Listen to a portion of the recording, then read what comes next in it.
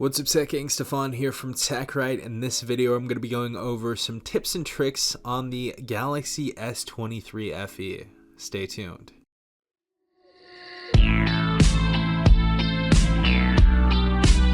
Alright everyone, hopefully you guys are having a good day. Hopefully everyone is safe out there. We have some really cool hidden tips and tricks in this video, especially for beginners on this phone. I know a lot of people are going to be beginners getting their first Samsung Galaxy device, especially during the holidays and stuff like that. So this is for those types of people. I'm sure a lot of people that are more advanced with Samsung devices and have learned a lot of these settings and tips and stuff like that probably know a lot of these. So let me know in the comment section down below if you guys know these. Also, if you guys have any tips or tricks of your own that you can help anybody out in the comment section with, let them know in the comment section down below, obviously. But let's go ahead and start off tips and tricks on the Galaxy S23 FE. Alright guys, so the first tip I would like to show you is going to be in settings. So we're going to go to settings right here, and we are going to go to display. Once we get to display, we're going to scroll down to motion smoothness right here.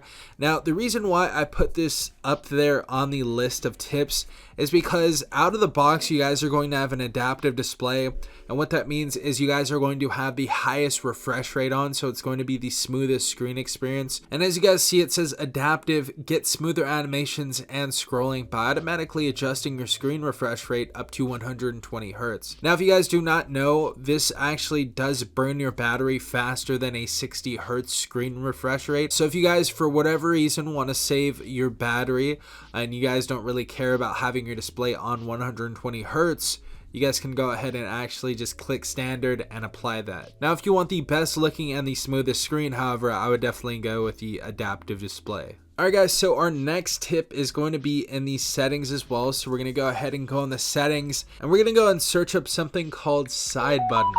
So go ahead and type in side button. This is going to be under advanced features if you guys just want to go ahead and try to find this. But we have something called side button right here. And what this side button does, obviously it's our power button. We can turn our phone off and on with our power button right there. But this is actually set if you double tap it to open up the camera, as you guys can see. So if you guys need to record something or take a photo really quick, all you have to do is 1, 2, go ahead and open the camera or whatever.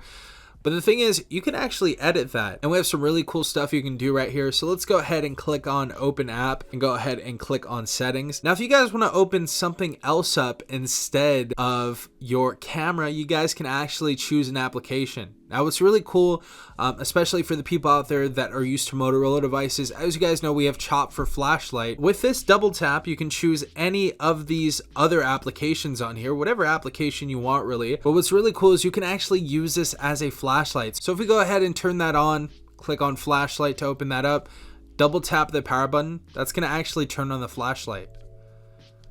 So that's really cool right there. If you guys want to go ahead and turn that double tap button to a flashlight, I find this very useful for anybody that needs to look for some in the garage, or it gets dark or whatever, or you need to use it for an emergency. Or obviously you guys can just go ahead and quick launch the camera by double tapping it like that. So I thought that was a really decent tip for you guys. Alright guys, so our next tip is going to be in the settings as well, and it's going to be in our navigation bar. So we're going to go ahead and type in a navigation bar right here and click on navigation bar. As you guys see, if we scroll down, go ahead and click on that. We have a couple of things we can choose from right here. So we have buttons, which I actually have on right here. I kind of like that old school mode, but if you guys are more used to these swipe gestures, you guys can actually just use swipe gestures instead. So if you guys just want to go like that, you guys can go back like that. If you guys want to go ahead and do that, we can also, with this, go ahead and pull up right here, and we get our recent applications. And of course, clear out is just like this. Also, if you guys would like to, for whatever reason, choose your buttons but then flip them down here, you guys can do that as well. So if you guys want swipe gestures, or you guys want to flip your navigation buttons, this is where you're going to do that at. All right, guys, so our next tip is going to be called lift to wake. So let's go ahead and type that in. So type in lift to wake right here. This is going to be in motions and gestures if you guys just want to go ahead and look for it. But we have a bunch of different motions and gestures right here. Of course, double tap to turn on screen, double tap to turn off screen, keep screen on while viewing. But we have lift to wake right here. So it says turn on the screen when you pick up your phone. So if you guys want to check your notifications or something like that, all you have to do is turn that on, and we can go ahead and pick that up, and it's going to show us time and information right there. So I thought that was a really cool feature. All right, guys, so our next tip is going to be called font size and style. And if you guys want to go and look that up, obviously we're going back to the settings. So go ahead and type in font size and style. It's going to be under the display location.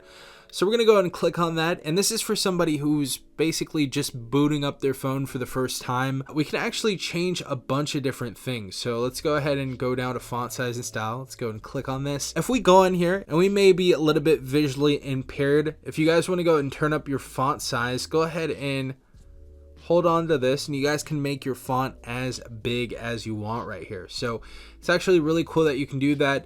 Another thing to actually make words and stuff like that stand out a little bit more is you can actually turn the bold font on. This is definitely going to help you with reading different articles and finding other applications. Definitely a must-have for a lot of people. Also, if you guys want to change your font right here, we have a bunch of different fonts. Our first couple fonts are going to be right here. We have Samsung 1, as you guys can see. And we also have our Gothic Bold right here.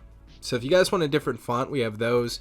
We can also download a ton of different fonts from the Galaxy Store as well. So if you guys want to go and set that up, they have some really cool ones in there to customize your S23. All right, guys, our next tip is going to be in the settings as well. We're going to scroll down to display right here. And I feel like this is one of the first things I do every time I get a phone, because it's one of my pet peeves, is I go to screen timeout right here, because screen timeout is usually set to like 15 or 30 seconds. It's usually at about 30 seconds right here. But this means if you leave your screen on for 15 seconds, it is then going to close the phone. So then you're going to have to unlock it again. And that's one of my pet peeves. They set it for like 30 seconds, it fades away, and then the phone completely turns off. So if you guys don't want to have to keep unlocking your phone, I would definitely set it to something like 2 minutes, maybe even 5 minutes, or maybe even 10 minutes is what I usually have my devices on. I definitely like them sitting there.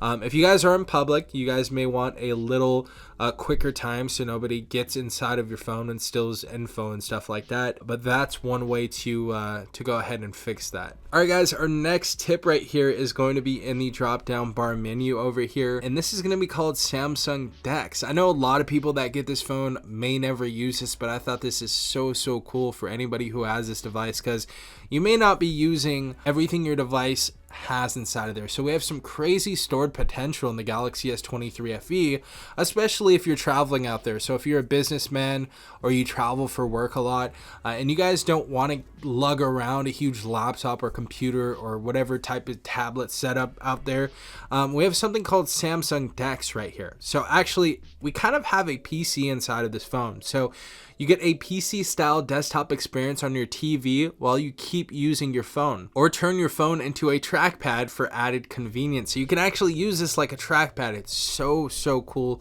It's really awesome. I think I'm going to do a separate video just displaying this for the S23 FE. And this is for TVs and monitors that can't connect wirelessly. You can run DeX with a cable. So if you have a USB Type-C port to USB Type-C, you guys can go ahead and set this up in any TV around you. Also, obviously, if you have a smart TV, you guys can use your Galaxy S23 FE like a trackpad, like you're using a laptop or a computer. It's really cool. One of the most awesome things you can do on this device. All right, guys, so our next tip is going to be in these settings as well. This is going to be called our vibration intensity. For a lot of people out there, I get this question a lot, so this is for these type of people that ask all the time. But we have our vibration intensity right here. If you guys do want to turn down your system vibration or turn it up, go to system vibration, and you guys can turn it all the way down right here. Or if you guys want a stronger vibration or haptic feedback, just go ahead and turn it on right there. Also, if you guys want to turn your vibration off for any of these things, such as touch interactions, dialing keyboard, Samsung keyboard, charging, navigation gestures, camera feedback. You guys can go ahead and do that. I know in general my mom doesn't really like the vibration on her keypad or her touch interactions. I guess it bothers her, and it bothers a lot of other people, so you guys can go ahead and turn that off right there. Backing up a little bit, we actually have vibrate while ringing, and this is not actually going to be set by default, so if you guys want your vibration on while it's ringing, because some of you may not have the greatest hearing in the world and you guys want to not miss a call, you guys can actually turn that on as well. So it's going to vibrate and ring when you have that on. Our next tip is going to be in our wallpaper section. So we're going to go hold on our home screen right here. We're going to click wallpaper and style, and we're going to have something called color palette down here, and this is one of the newer things that came with Samsung UI. So go ahead and click on color palette, and next thing we're going to do is go ahead and turn this on, and we have different colors. Obviously, if you guys want to change your wallpaper colors to your keyboard colors and your calculator and all that different stuff, and your notification, your drop down bar menu, we actually can go ahead and choose that. And these are kind of like different types of textures, I guess, or different types of colors put together. If you just want one solid color, you guys can just go to basic colors and boom, everything is pink. If you guys want everything pink right here. So say we want everything pink, go ahead and click apply, get out of here. All of our stuff is going to be pink, as you guys can see. And I think this aesthetic is really good. And for a lot of people out there, you can match your wallpaper, you can match your calculator, your drop down bar menu, and your notifications. I think a lot of people are going to enjoy that. And last but not least, I get this question every single day. It may not be for the S23 FE, but I hear it over and over again. But as you guys know, we got this new thing the last few years. It's called the Google Discover tab. Now, a lot of people say they do not want this on here. They want it to leave. They may be stressed out by the bad news that they're hearing all over the place, and they just don't care to hear anything more, or it may be just a little bit annoying for them. Now, to take that away, all we would have to do is hold on the home screen, go over here, swipe over here, and click off. We also have Samsung News if you guys want to just go ahead and switch that to Samsung News.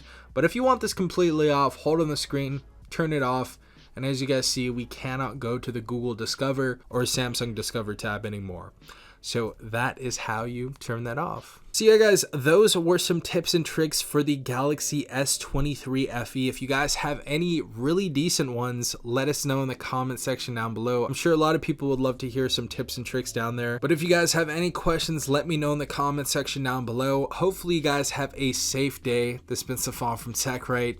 Peace out, Tech Gang.